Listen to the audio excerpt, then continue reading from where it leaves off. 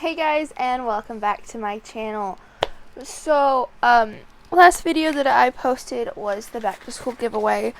I just kind of wanted to, before we got to the big part of this video, I just kind of wanted to address the issue with that, which is that YouTube decided that the comment should be turned off on that one. I don't understand why. I've tried to get them turned back on, but they're still turned off. So that being said, some of the rules for the giveaways, you had to comment and say that blah blah blah was your favorite item from the giveaway.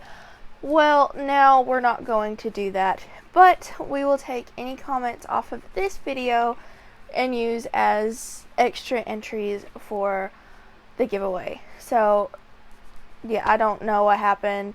We're supposed to have comments and stuff, and now we're not. So yeah, so there's that little blah blah blah, woohoo, whatever, little blib, I guess. But today's video is my tips for college. So last year I did tips for 6th grade all the way through high school, and this year, because last year I didn't know anything about college, last year was my first year of college, so now I'm going to be sharing my tips for first year freshmen at college. So without further ado, let's get on in.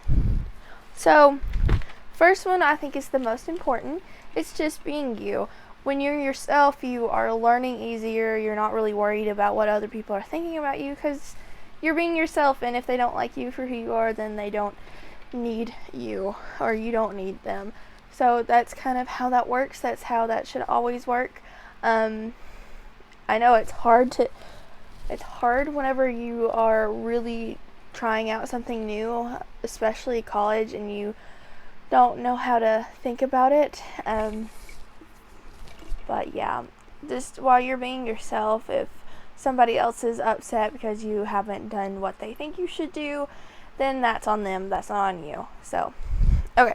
So number 2 is, if you don't want to live on campus, you don't have to. So what I'm meaning by that is, my college, if you live so many miles away, then you're required to live on campus if you're going to in-person class. But if you live within so many miles, then you get to stay at home if you want to. And that's what I chose to do. I never really felt like I missed out on anything. If I wanted to go to a basketball game, I still went to a basketball game. If I wanted to go to really anything, I would still go. I mean, yeah, it probably would have been easier to go if I lived on campus, because then I could always just go back to my dorm. But at the same time, I feel like it's easier on me living at home still, because I know this place. I'm not having to get used to it and then also try to go to school at the same time. So if you don't want to live on campus, you don't have to. That actually will end up saving you a little bit of money in the long run as well. Okay. Number 3 is, do the things that you like. So basically, like, colleges offer so many different things. So if you are into sports and all outside activities, your college is most likely going to have all that for you. But if you're not so much into like chess and like the indoor activities, then hey, you don't have to do that. You just find the things that make you happy, that you like doing, and do those. So, I mean, I'm not saying don't try those, but like, I mean, if you want to make friends that have the same interest that you do, or know about the things that you know about, then definitely go to those things. But again, if you're not really wanting to do that, if you don't think it's going to be fun, at least try it out. I mean, you don't have to, but I suggest trying it out, making sure that it's not for you before you say no.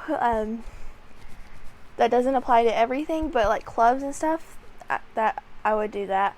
I'm really big into horses. I have 4 of them. I ride. Horses are great. I love them.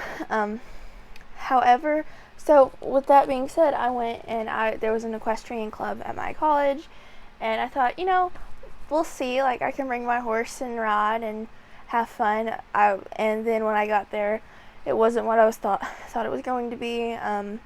they wouldn't allow me to bring my own horse, and I was like, nope. Like, I understood if not everybody had a horse that they could bring, but I had a horse that I can bring, and I live not far away, so I don't know. But and turns out that wasn't for me, so I ended up not doing it. But at least I tried it out. So always try. Number 4, this is going to save you money. Bring your own lunch. And you're probably thinking, well, I was going to do that anyway. No. You'll do it for a couple weeks, and then you'll get tired of doing that and then end up eating at the calf. Or if you have if you have the meal plan, then it's a little different. But if you're commuting to school every day, then definitely bring your lunch. It'll just save you money. It doesn't have to be ramen, surprisingly. There's a lot of healthy options out there that you can get and make 2 or 3 meals out of and take to school with you. I always took my lunch at high school, but I mean, I normally didn't eat in high school. I would wait till I got home to eat. But I always took my lunch then, and I would just suggest that you take your lunch now too. Just because, like, if you don't want to, you don't have to. Like, there's days that I get up and I'm just like, I don't have time to pack a lunch, or I forgot to pack my lunch last night and I don't have time to. I'll just grab something at the calf. Yeah, it works. But I would, because if you bring your lunch, you know that you're going to like it. You know that it's going to be good. You know that it's something that you can eat. So I just suggest bringing your own lunch. It'll help you save money in the long run. Number 5, do your homework as soon as you can. So a lot of people think college is you don't have to worry about anything. Some people think college is like this cutthroat business. It's neither one of those things. You have homework that you have to do. Like, you'll have papers, you'll have math problems, you'll have stuff to do. So do that as soon as you can. You don't want to do it, forget about it, and then now you only have an hour to finish it.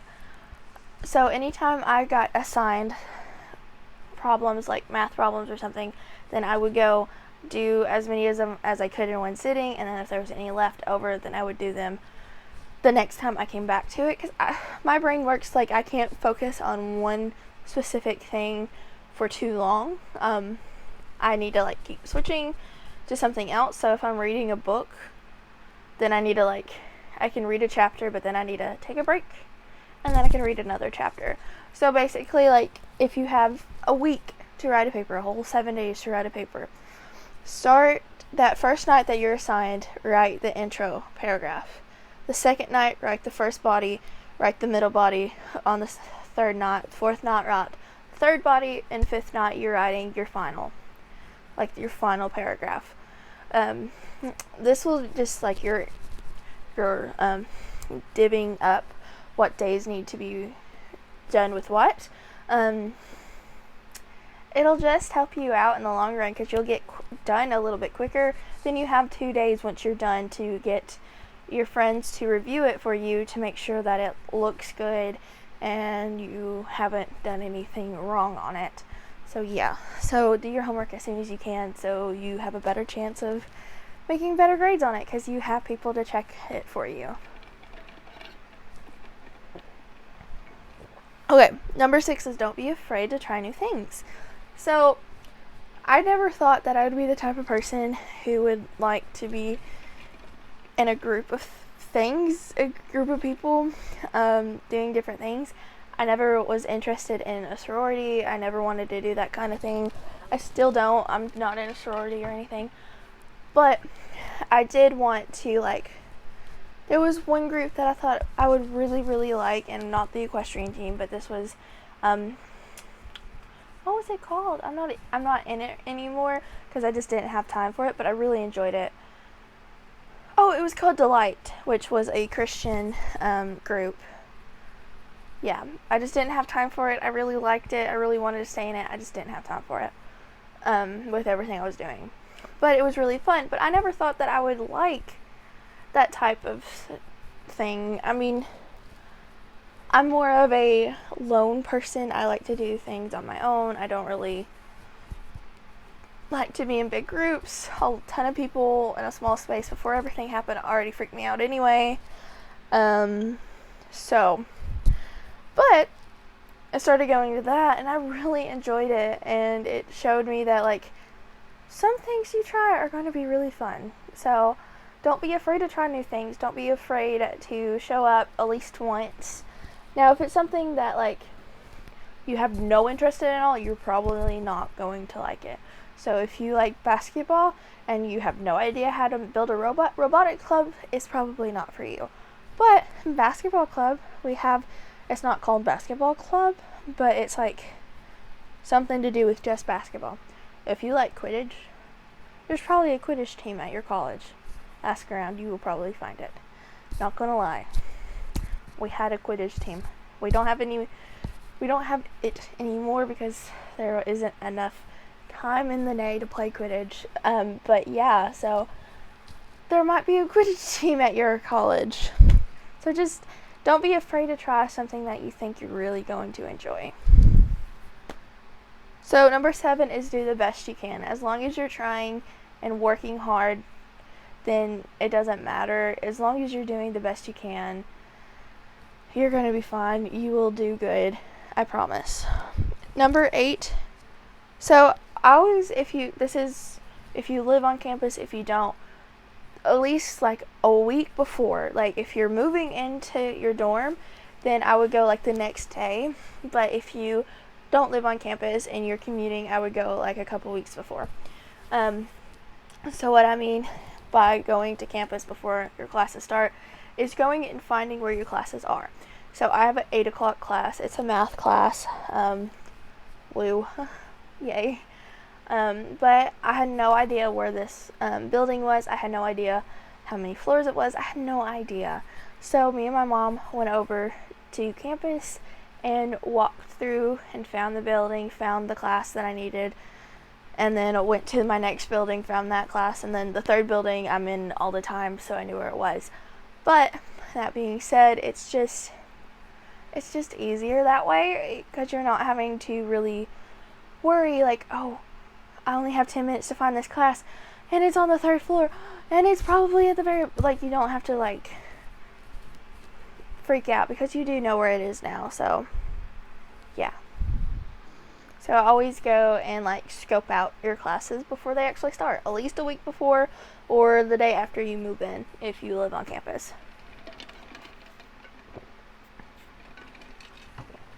Okay, number 9, get there early. It's a little easier to get places early when you live on campus, but even if you commute, you still need to try to get there early. So my first class is at 8. I'm probably leaving my house at 7, even though it takes me about 35 minutes to get to class. Why am I leaving at 7 if my class starts at 8? Well, A, I want to find good parking. B, I don't really want to be the last person in class. C, if you did miss anything, if you did forget to do anything for homework or anything, then you have about, I guess 20 minutes before your class starts to finish up. I always would do that. I would never try to get there right on time. I always get there early because if you're right on time, then you're late. So at least 10 minutes early. I normally get there about 10, maybe 15 minutes early, depending on the day, depending on how traffic is. That's another thing. 8 o'clock, you're having to deal with school traffic and all sorts of stuff. So I would get there as soon as you can. So yeah. Ooh. Sorry, I just remembered that I have to switch the way that I go now because school traffic. Normally it was at the end of the day, and now it's at the beginning of the day for me. So, woo! Okay, number 10. And this is probably the biggest one, and it'll also save some money. Don't get your books until you've gone to class at least one day. And talk to other people who have had this professor. Some people will say they still require the book even though they don't use it at all. It'll be like a study tool for you, which most of the time, if they don't use a book, it's all in their notes that they make you take. So just make sure that they're not going to use the book, and then if they don't use the book, don't get the book. I would go to a class, first thing, find out, do we need the books? Like my English class, it was a little different because it's English, so I need the book. But like my math class, we didn't use a book. My photo classes, we didn't use a book. So yeah, don't get a book until they tell you to get the books. So I don't know. But that's some tips that I have for you guys starting college. I hope you guys use these tips and they're helpful. These were just some things that I kind of picked up throughout the year last year. Well, 3/4 of the year last year. Just because college is a lot different than high school. A lot of people who thrived in high school are going to fall behind in college just because they blossomed in high school. So in college, it's really a clean slate. As long as you are still being yourself and you haven't changed anything like that, then you are going to be fine and you're going to have a wonderful college experience. So thank you guys so much for watching. Remember that any comments that are on this video will go for the giveaway. Also, don't forget to follow me on Instagram and Snapchat. That'll be in the description below. Yeah, and this will go into the back to school playlist, which will be in the eye, and also my other 2 back to school videos will be in the eye too, the giveaway and everything. So yes, so thank you so much for watching. I hope you all have a wonderful day, and until next time, bye.